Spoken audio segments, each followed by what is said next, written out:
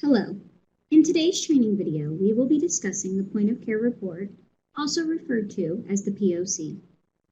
The main focus of the video is to discuss what the POC report is, what HCCs are, and how to run the POC, as well as how to use the POC in the daily workflow.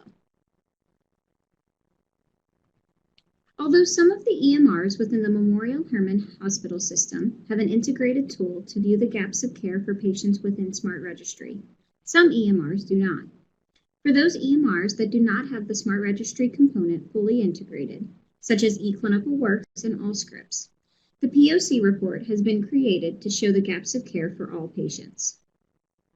The POC report lists all registries that a patient is included in, as well as the gaps of care for all patients. The report shows three types of gaps: measures that are due now, measures that are due within 6 months, and measures that have been completed but have not yet been achieved, such as LDL measurements or A1C measurements that need to be within a specific range. This report was created with the intention of running it on a daily basis so that the provider or staff will use it as a reminder tool to document the appropriate clinical information for each patient. Once the appropriate information is in the EMR system and has been completed and processed, these measures will show as satisfied. The POC report also shows hierarchical condition categories, or HCCs, in different forms. The first is the Diagnosis Persistence Table, which shows HCCs that have been coded in recent years, but not yet during the current calendar year. This tool is to be used as a reminder for proper clinical treatment of a patient. After 2 years without being diagnosed, the HCC code will fall off of the patient's list. The second table is the Suspected Diagnosis Table, which shows HCCs based on clinical information such as lab results, medications, and procedures, to identify conditions that have not yet been diagnosed in the patient's history. This table is used as a proactive tool for the appropriate diagnosis of patients. A few key items to note about both tables are that HCCs are not restricted to a specific insurance, as they will show up for all patients regardless of the current insurance plan. Also, any patients that have the Memorial Hermann Health Plan Medicare Advantage insurance will also have a note at the bottom of the POC reminding the provider to add the 99080 CPT code to the claim if the HCC coding gaps from the report were addressed in the current appointment. The Memorial Hermann Health Plan Medicare Advantage insurance is the only plan currently reimbursing doctors for addressing these HCCs. In order to run the report, you will have to log into the SmartRegistry website. From the home page, please select the apps icon next to your name in the upper right-hand corner, and then select Healthy Analytics. This is the reporting tool that drives the POC. The next screen will bring you to the POC report options. Although my current screen shows that there are 3 types of reports, your login will only have one POC report that is available to run. The type of report is based on your practice's specifications and the type of EMR that you have. For all UT Physicians Allscripts users, you will see the first option under the heading Point of Care Allscripts Testing. Simply click on the link Point of Care Reporting HCC, and it will bring you to the next screen. For all eClinicalWorks users, you have the option of running one of 2 reports based on the HCC status of your office. The report listed here entitled Point of Care Reporting HCC will show the POC with HCC items. This report that simply says Point of Care Reporting will show that POC but without HCC items. If you have the option to run Point of Care HCC, please run that option. Once the appropriate POC link is selected, it will bring you to the next page to select the date range. Since the suggested workflow is to run the POC report on a daily basis, since it will provide the most detailed and thorough report for providers and staff, you would want to select the first link here that says today's appointments. Other options that you have are to run tomorrow's appointments or a user-defined date range where you can specify a certain number of days. You also have the option to look up individual POCs based on the patient's name here. As mentioned though, the standardized workflow would be to run the POC on a daily basis first thing in the morning by selecting the today's appointments option right here. Once the date range has been selected, you will now be asked to select the location for the POC. For the eClinicalWorks users, you will only see the location or locations of your practice listed here and no other offices. For any UT Physicians All Scripts users, you will see a comprehensive list of locations within your UT system. You will want to select the name or names of your facility, and either once selected, click this arrow to move it into this box, or double-click on the facility name to move it into this box. As you can see on the screen, you can even multi-select options. If you are an eClinicalWorks user, here is where you would click OK, since there are no further steps because your practices are set up by location only. If you are a UT Physicians All Scripts user, though, you have one more step because your practices are broken down not only between location, but department name as well. UT Physicians All Scripts users will select this link, department name, to bring you to the next screen. Since the departments do not automatically populate, you will also have to select the refresh values option here. This refresh could take upwards from 30 seconds to 2 minutes, depending on how many options were chosen on the previous screen. Once refresh values has been selected, the department list has populated, and you will be able to choose the appropriate specialty department here. The same is true from the previous screen. You can select the name of your department and either use the arrow or double-click to move it into this box. You can also multi-select options here as well. Once you have chosen both a location and a department if necessary, you can now click the OK option to run your POC report.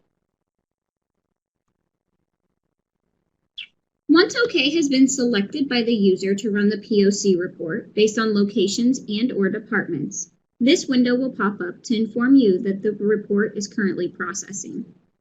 Depending on the size of the report that you are running, this processing could take anywhere between 30 seconds and 2 minutes, as it will take time to complete running.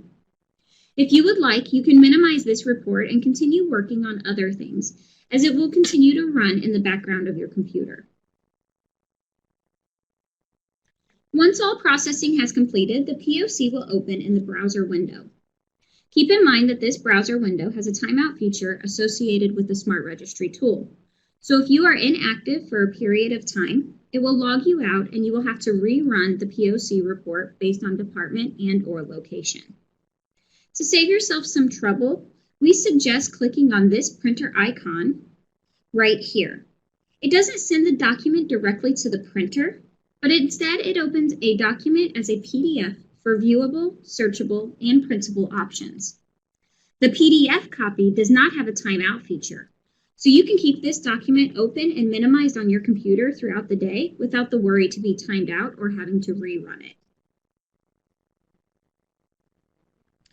Once opened as a PDF, the POC report will start with a list view of all of the appointments for the day. The list is separated first by provider and then sorted by time of appointment.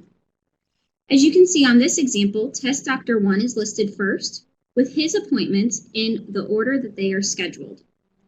After Test Doctor 1, you see Test Doctor 2, with his appointments listed in the order that they are coming in for appointments. The page also shows the patient name, as well as the associated MRN. Each subsequent page has a POC for their own patient. There are many ways that you can use the POC report in your office. If you would like, you can print out the pages of the report so that you have a hard copy of the document while in the room with the patient. You could also use the report electronically on your laptop as a PDF and bring that into the room with the patient so you don't have to print off the pages. No matter which way you choose to use the report, you will want to just make sure to access the report on a daily basis to capture the clinical data and to close the gaps of care for each patient, thus improving the provider's composite score. I now have 3 examples of POCs that I would like to show you.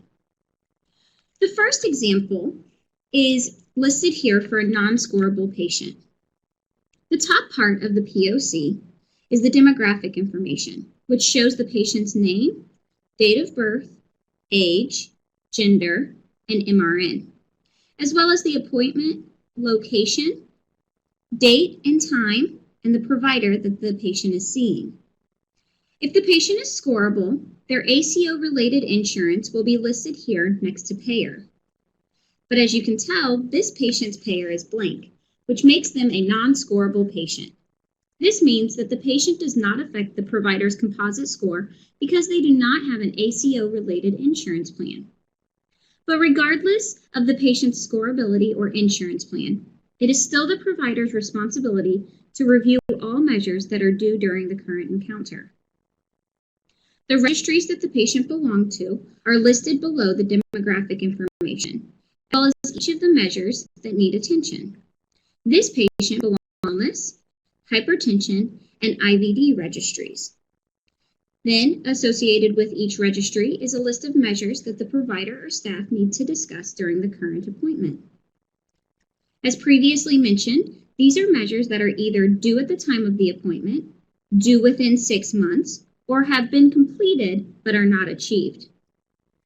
If all of the measures have been met in a registry, as you can see here with hypertension, a note will state that no further documentation is necessary.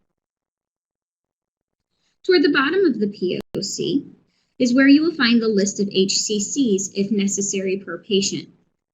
Since these specific examples are on the diagnosis persistence table, they are diagnoses that the patient has had in the past but has not yet been diagnosed with throughout the current calendar year. The provider will want to evaluate these conditions with the patient to see if they are still active, and if so, diagnose the patient accordingly.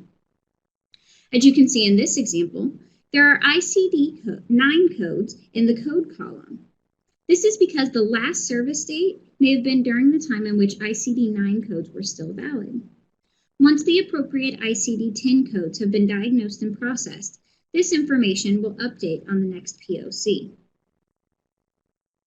For this example, you only see one source data, which is listed as healthy intent. This means that this clinical information came from EMR or clinical data from the various Memorial Hermann data sources. In a later example, we will see another source listed as MOR or more data, which means that the information came from CMS claims data. If any of these diagnoses codes are no longer active or have not been associated with a patient for 2 years, they will fall off of the HCC list. Another example of a POC is listed here.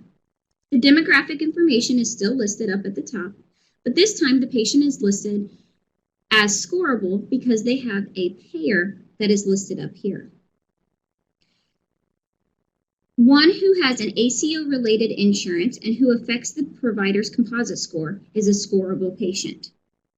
The patient belongs to multiple registries, including COPD, hypertension, IVD, and senior wellness. If you are ever curious as to why a patient is included in a registry, you can log into the SmartRegistry website and search for that patient. Once the patient's information loads, you can select the eye icon to open Registry Supporting Facts, which will list why the specific patient is included in the registry. The measures that need attention are also listed on the POC, as you can see here, with a status and a due date. The lower portion of the POC, again, is related to HCCs. This patient example has items on both the persistent and suspected diagnoses tables. Again, the persistent diagnoses are those that the patient has been diagnosed with in the past, but not yet within the current calendar year. The suspected diagnoses table is clinical information showing that the patient could be included in an HCC or a registry if diagnosed properly. For example, due to this patient's recorded BMI, she could be diagnosed with morbid obesity, but she has not yet been. Providers can use this second table as a proactive tool for the appropriate diagnosis of a patient based on clinical evidence. The third and final POC example shows a patient with the Memorial Hermann Health Plan Medicare Advantage insurance plan right here. This makes her a scoreable patient. As you can see, she is also part of the Senior Wellness Registry with 2 measures that need to be discussed during the current appointment. She also has a previous diagnosis of vascular disease on her HCC diagnosis persistence table. And it also has an MOR or more data source, which means that that diagnosis came specifically from CMS claims data. Because this patient has the Medicare Advantage plan for Memorial Hermann Health Insurance, once the provider addresses and documents this HCC information, he or she can also add the billing code 99080 to the claim for payment. Currently, this code can only be added to patients that have the Memorial Hermann Health Plan Medicare Advantage insurance plan, as they are currently the only insurance company that is providing reimbursement for HCC documentation. If you have additional HCC questions related to billing, please contact the MHMD coder assigned to your region. This concludes today's training. If you have any issues or questions while using the POC report, please feel free to contact the Memorial Hermann Support Center to submit a support ticket that will be assigned accordingly. In addition to our support system, we have also created a set of educational documents that will assist you in using the POC report and SmartRegistry tool. These can be found on the home page of the SmartRegistry website by selecting Administration and then the Documents link. Please feel free to explore these documents to help yourself better understand the SmartRegistry tool and the POC report. Thank you.